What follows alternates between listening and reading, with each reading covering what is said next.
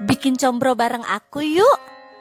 Tonton videonya sampai habis ya. Jangan lupa like, komen, dan subscribe.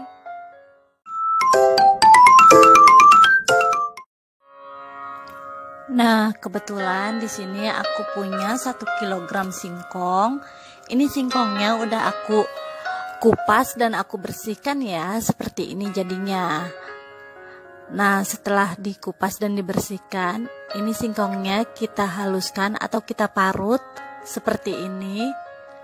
Lakukan hingga semua singkongnya selesai diparut ya.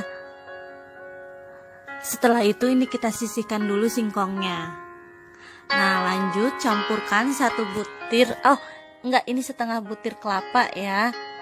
Ini kelapanya agak muda. Tambahkan 1 sendok teh garam, 1 sendok teh kaldu bubuk, kemudian 1 sendok makan gula pasir. Selanjutnya ini dikasih margarin, 1 sendok makan aja margarinnya. Kemudian ini aduk hingga semua tercampur rata.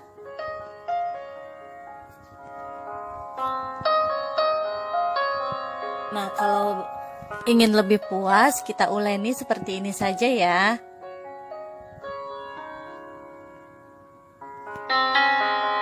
Setelah semua rata, ini kita bentuk atau pipihkan lalu diberi isian. Ini aku isinya oncom. Untuk bahannya bisa dicek di kolom deskripsi. Nah, ini oncomnya kita pipihkan.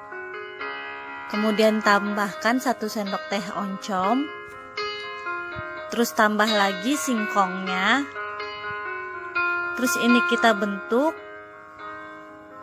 Nah, kurang lebih bentuknya seperti ini ya.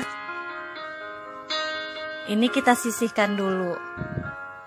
Setelah semua selesai, di sini aku mau panaskan minyaknya dulu ya. Panaskan minyak ke dalam wajan. Ini dipanaskannya menggunakan api sedang aja ya. Setelah minyaknya panas, masukkan combro satu persatu dengan secara perlahan.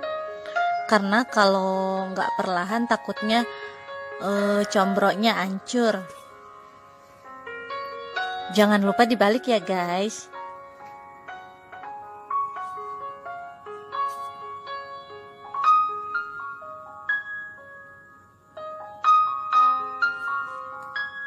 Ini dimasak hingga kuning keemasan.